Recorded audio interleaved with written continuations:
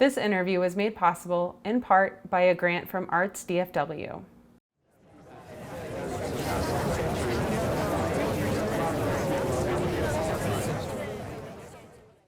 Hi, I'm Amy Cardoso and welcome to Art This Week. On this week's episode, we visit the Amon Carter Museum of American Art, and our interviewer, Melynda Seaton, speaks with curators John Rohrbach and Will Wilson about the exhibition Speaking with Light, Contemporary Indigenous Photography. Now for Art This Week.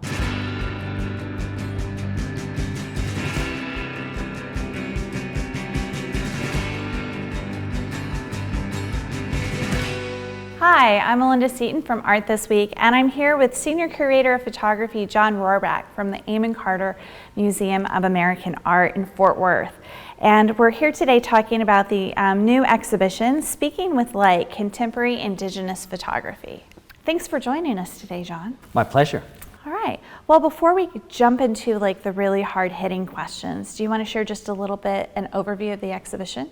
The exhibition shows the vitality and the variety of works being made by Indigenous artist photographers. It also shows Indigenous artists taking back the conversation that for many decades, even more than a century, has been dominated by an Anglo-European photographic voice, shall we say. The concept came out of our recognition of the fact that through much of photography's history, that the person behind the camera was somebody outside of those cultures.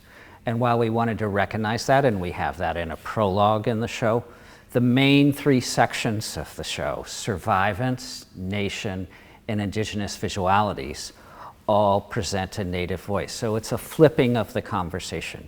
Once Native Americans take over or Indigenous people, artists take over the conversation, you get a different edge and focus of that conversation. The show represents the work of more than 30 artists representing more than 40 different nations, ranging from a Shinnecock artist on the East Coast all the way out to Hawaii, going up into Alaska and Canada. In total, there's perhaps 70 or 75 works in the exhibition that range from still images like we see behind us, to videos, to still images that have an audio component. So it's a widely diverse show. It's great to see an Indigenous voice presented not just in the artwork, but also that of Dene photographer Will Wilson, who's co-curating the show with you. Can you talk a little bit about how you came to work with Will on this project? Well, of course, I'm an outsider to these cultures, and it was important to bring somebody who had an insider viewpoint, somebody who was from one of these cultures. Of course, in the United States, there's more than 500 different Native nations that are recognized just by the federal government. So you can't have one person symbolize or represent all of these various cultures. But Will Wilson had experience not only as an artist, but as a teacher and as a curator. And luckily for me, he had a sabbatical coming up that gave him the time to so generously work with me on this project. He opened doors, helped set themes for the show. We worked together on every step of the process, from selecting artists to the show to working out the text for the show, and even the wall colors and the design of the show.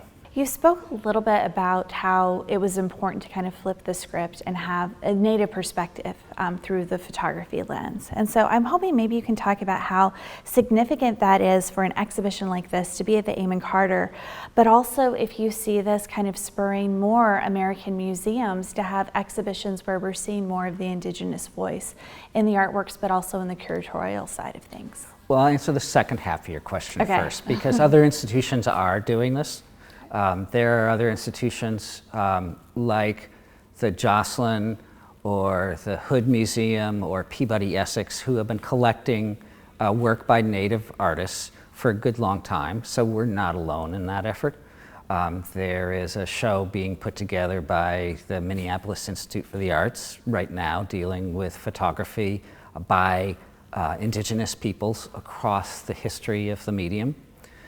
For our institution, this kind of work sets a counterpoint to more than 5,000 photographs made by Anglo photographers of indigenous subjects. So it not only flips that conversation, as I said earlier, but creates a counterpoint and a rethinking of that, a platform for rethinking that material. And our effort in this area will continue. It affects the collection all the way through the institution. You'll see if you walk through the museum that we have photographs through the institution, and we'll use these works on an ongoing basis, on a continuing basis, to help people ask questions about what they're seeing through the rest of the collection. Great, thank you. Thanks so much for taking the time to talk with us about the show. Thanks for having me.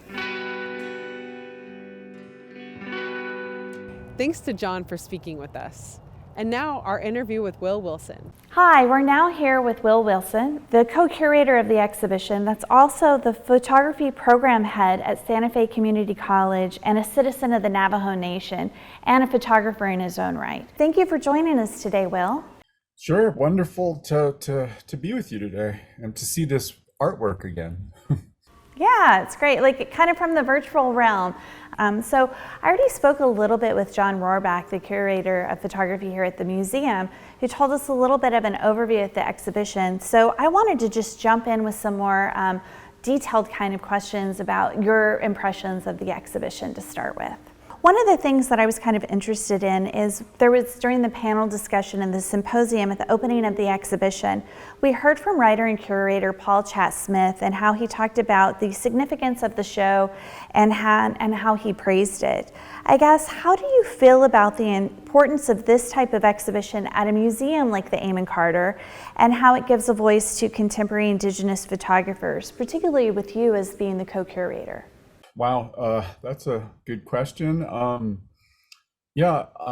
Chatt-Smith, he did a wonderful kind of discussion and kind of contextualization of the show. One thing that kind of stood out in my mind that he said was like he felt like Indigenous photographers didn't feel the need to be like kind of cultural ambassadors or interpreters anymore, which maybe was something that was present in previous kind of, versions of the show like this. And I think that we felt that as well. I mean, we did want to kind of take people through different periods of contemporary Indigenous photography. And, I think that it's kind of become, because of all the work that the kind of previous artists and curators and museums have done, part of a broader dialogue about contemporary photography. It was a wonderful kind of opportunity to bring all of this work to the fore. And as somebody who's been, kind of engaged in this practice for the last 30 years, it was just a great opportunity for me to share the work. Do you think that since you're teaching, and that's a big part of kind of like your life, does that impact like how you curated the show or any of the shows that you curate, or when you think about contemporary Indigenous photography? Yeah, for sure. Teaching the medium and kind of watching it evolve and change and seeing, this field that I'm in develop has been something that I've been able to share with my students.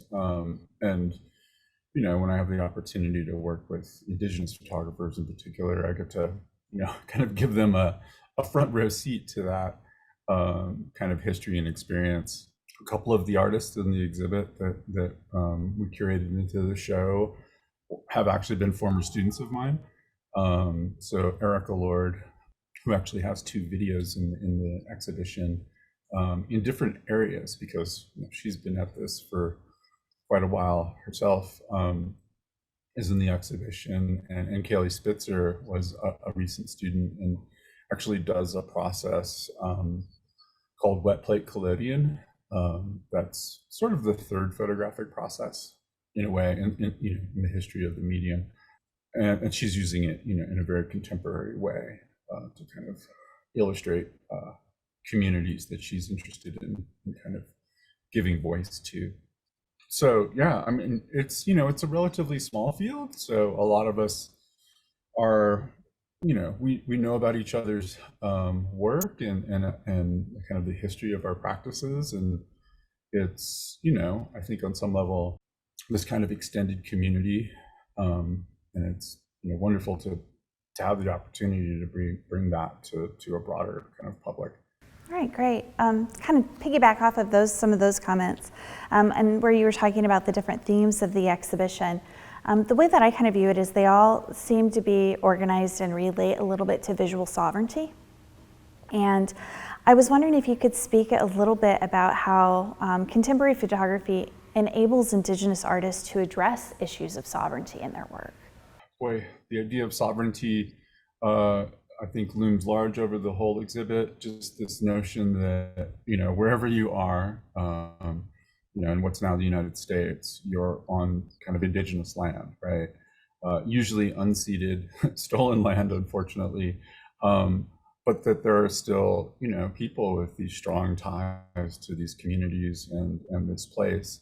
I think it's become kind of fashionable in some ways for different institutions to create these things called land acknowledgements, that make reference and give, I guess, acknowledgement to these histories, but it's also really nice to be able to kind of put some resource behind those words, right? And I think a lot of the artists in the exhibition are kind of calling for that kind of the mobilization of resource behind this idea of an acknowledgement, and I think that relates to visual sovereignty as well as kind of political sovereignty. Just I guess thinking about the complex nature of the relationship of indigenous nations to what we know as the United States, is something that brings up this notion of sovereignty and this kind of relationship between semi-independent political entities. That's something that we were trying to really kind of start the exhibition with this section called State to State. It was a history of photography that was created around these kind of treaty negotiations where indigenous nations would sit down with representatives of the United States and really kind of make solemn agreements about how these communities would live side by side. Unfortunately, most of those treaties, if not all of them, have been broken. But I think that is one of the foundational kind of ideas that much of the work is kind of being produced kind of about, or at least it's a position from which a lot of work is being created. I think of Nicholas Galanan's Get Comfortable piece, which is kind of this announcement immediately that you're on Indian land, and that's kind of a photographic declaration of sovereignty, through to Sky Hopinka's like really beautiful meditation on what was going on at Standing Rock, where all of these different communities were coming together to kind of declare that you're on indigenous land, and we do not want this pipeline to go through our community and threaten our water. In a lot of ways, indigenous people are some of the most important sort of advocates for all of us, because they're fighting for the environment, like what was going on at Standing Rock, this notion that water is life. If we don't respect that, then it's going to affect everybody in a really negative way. So in the exhibition, we see a lot of artists working with the photographic medium in a lot of different ways, from film to installations to collage and sculpture. But one of the big things is the scale and the size of a lot of the work in here. And at this symposium, Ryan Redcorn talked about how he wanted to print everything really big. Can you talk a little bit about the scale of a lot of the photographs and kind of how that ties into meaning? Yeah, I mean, it's just an impressive thing, I think, to see a photograph, not only kind of like human scale where you're like having this one-to-one relationship with the subject of the photograph, but maybe like, you know, 2 times human or 3 times human scale. It just makes people kind of like these majestic subjects. And I think Ryan was, you know, trying to think about how he could push the medium to sort of, you know, change the relationship between a viewer and a work of art, where you're kind of like subsumed, or, you know, you're kind of transformed into a viewer that potentially could be overwhelmed by an image, you know, and there's a certain power to that. You know, that's one of our, I think, our favorite moments in the exhibition, where you kind of come around this corner and you're not in that section yet, but you can tell that there's this enormous photograph down at the end of the exhibition. Also, maybe the way that like Alan Michelson's work works, you know, his projection on this amazing screen of turkey feathers. So it's got this kind of second layer of movement going on, and it takes a second to really figure out why that's happening. But that was kind of I think a brilliant sculptural move on his part to kind of create this screen of turkey feathers. Or someone like the work that we commissioned by Sarah Sense, who actually weaves photographs together, you know, by cutting them up and creating a weft and a warp, and using some Chittamauga weaving patterns in her practice to kind of bring images and kind of histories together. Those pieces are rather large and kind of like, I don't know. I don't think they're overwhelming. I think that they're like embracing, you know, and it kind of like transforms the relationship and the reception of the work in really cool ways. It creates a different kind of impression. I like that description that you said about like when you run around the corner, you see this giant thing that's coming, which really makes it a lot more interesting to be in person, which just goes to why people need to go to museums to see art.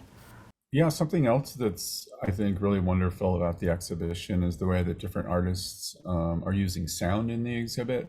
And, you know, as you enter the main kind of area, you're greeted with a number of different, you know, sounds that I think pull you through the exhibition. And, you know, it's pretty amazing, even though it's a lens-based show, how many different media are actually part of the exhibit. You know, and it's a testament, I think, to, you know, creativity and just, you know, also where photography is going. It's so multimedia now. But I think the artists in the exhibit do a really good job of kind of embracing essentially, you know, another way to tell stories. Ultimately, that's kind of what this exhibition is about, storytelling and the power of, you know, narrative to transform kind of the world, really. I think since we've spent so much time with you already, we'll kind of end it on that note, but was there anything else that you want us to know or you want our audiences to know about the exhibition before we take off? You know, just that it was an amazing opportunity to work with the Amon Carter, with John Rohrbach, the co-curator, and that it is really our hope that this is just kind of the beginning of a longer relationship with the subject, with the idea. You know, there's the exhibition, which is going to travel to the Denver Art Museum next year. And then there's the book that we put together that has essays by some amazing Indigenous scholars. The conference or the speaker kind of panels will be a resource. And then also the Carter, you know, collected most of the work in the exhibit, so it's actually, you know, part of the permanent collection now, and it's, you know, a wonderful, I think, resource for the future. Yeah, I agree, and it's been a great privilege to talk with you today, and thank you so much for making the time to speak with us. Sure. Well, thank you so much for having me. We want to thank John and Will for speaking with us. For more information on the exhibition, go to cartermuseum.org. That's it for Art This Week. Thanks for watching.